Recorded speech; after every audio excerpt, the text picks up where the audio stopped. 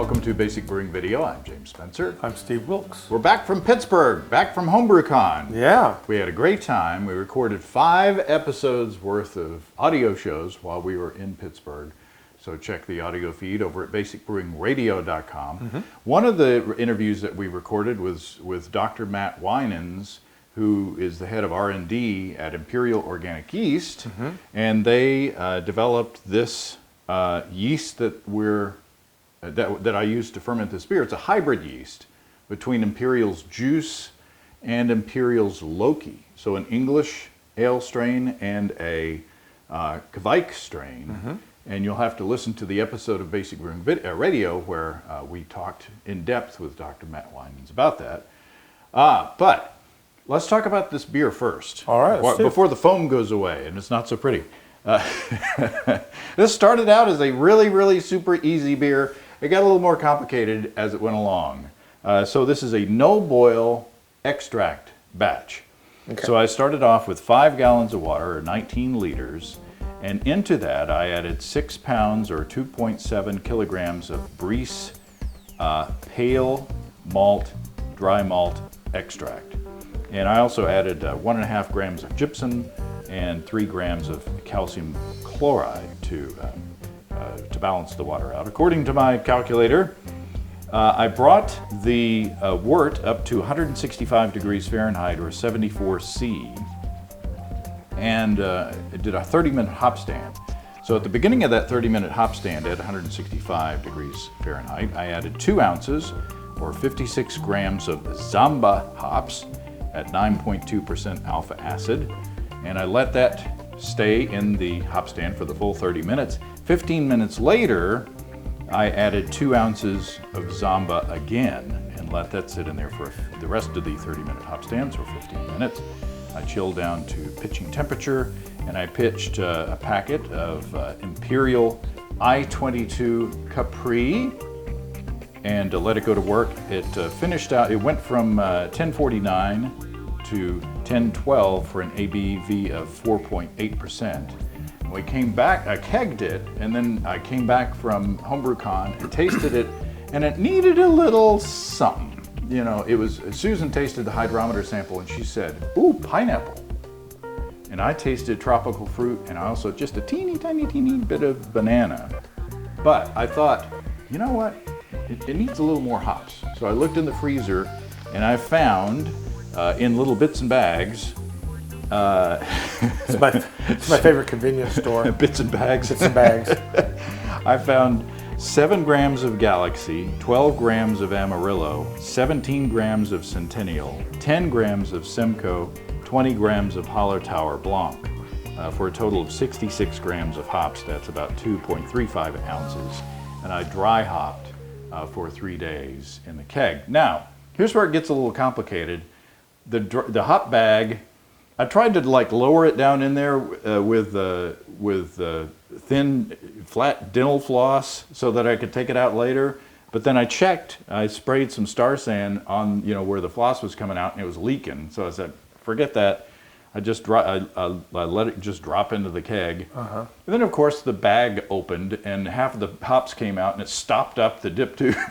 So I had to rack into another keg after that 3 days of dry hopping. So it was a little bit of a pain in the rear. Yeah. But so here's the final product. Now you can see that it's dang cloudy. It's dang hazy. But I think it's a beautiful beer. Cheers. Cheers. It looks filling. It tastes great. Well, it's only 4.8% ABV, so. Well, that's really good. If you just gave this to me, I would call it a New England IPA. Mm-hmm. I don't know if it is or not. Excuse me. But that's what it tastes like to me. Right. When I tasted it at first, it just didn't have the brightness that I wanted in the hops. Is that from the Zumba? The Zamba? Zumba? And Roomba. Those are automatic hops. No, I don't know whether if I had made the hop stand, closer to boiling, whether it would have extracted a little more bitterness. Yeah. I liked the hop flavor. It just didn't have enough of a bite. It just didn't have enough of a crispness, that you get. So put dry hopping all these hops in there. It did add some sort of, hop punch, some hop zest, some bitterness in there. So what do you think?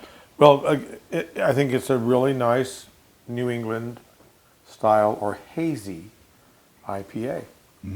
It's not very bitter, but there's enough bitterness to balance the sweetness out. It's very much tropical fruits. I get more of kind of melons, ripe tropical fruit than I do a lot of citrus. Don't get citrus, Right. but I get more of the, ripe cantaloupe, mango, maybe that kind of flavor as opposed to oranges or lemons.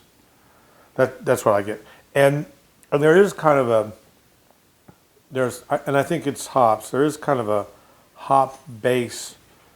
I don't want to call it dank, but maybe I do. Maybe that is the right word. There's kind of a vegetal that's not citrus. That's not mango. It's vegetal, and it's. I wonder if as the beer finishes. I wonder if that's the Centennial. Could be, and they- it's not unpleasant. It's actually Right. a good quality. It's hard when you use words like dank, but you mean that good. Right. So Right. 17 grams of Centennial for a dry hop, pellets, obviously.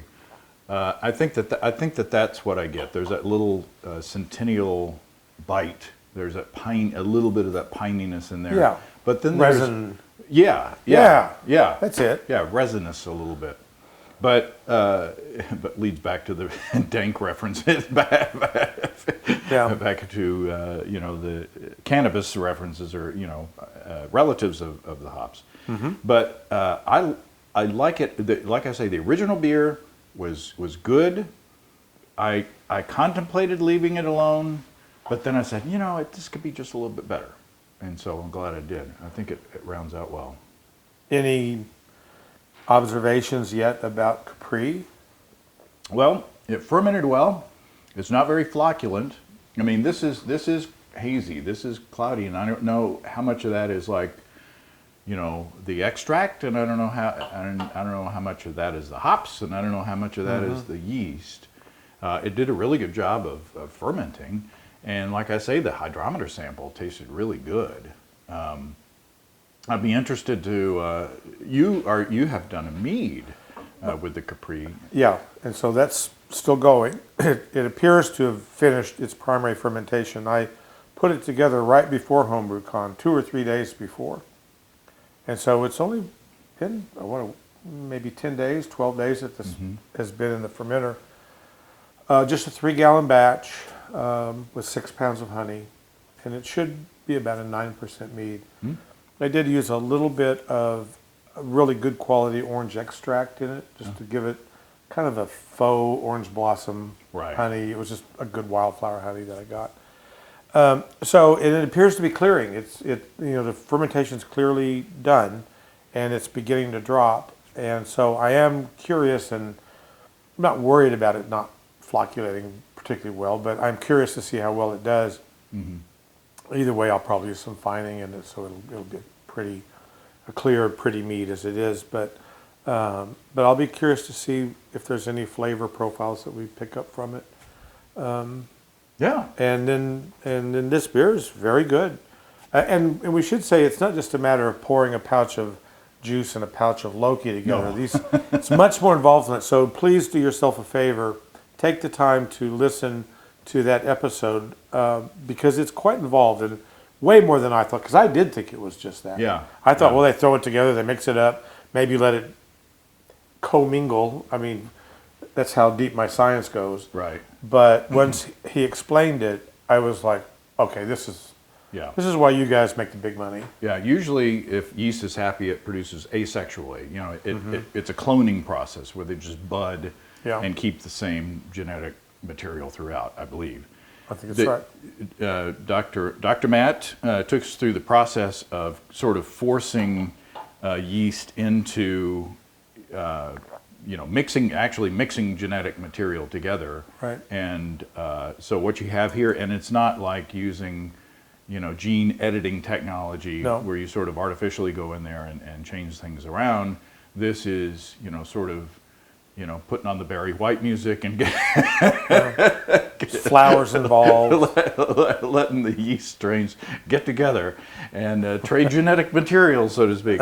So yeah, it was. I appreciate Dr. Matt spending time with us. We were recording in the Imperial booth. So delicious beer. I'm looking forward to using this yeast strain for more beers in the future to see what it brings to the table. Mm-hmm.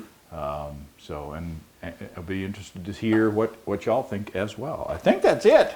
Is there anything else on the agenda? I think that's got it. Glad to be back from Pittsburgh.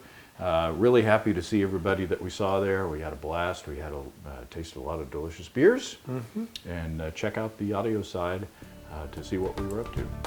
Cheers, everybody. Cheers. Stay cool. Oh. Oop. Come and visit us online at basicbrewing.com. You can find archive lists of our audio and video podcasts on homebrewing. You can also find our DVDs and our brewer's logbook, where you can track and log up to 50 batches of beer. It's really good. That is, that's just a good beer. It's easy on its own. It's making me want some ribs. Oh. That'd work real well with a rack of ribs. Yes, it would.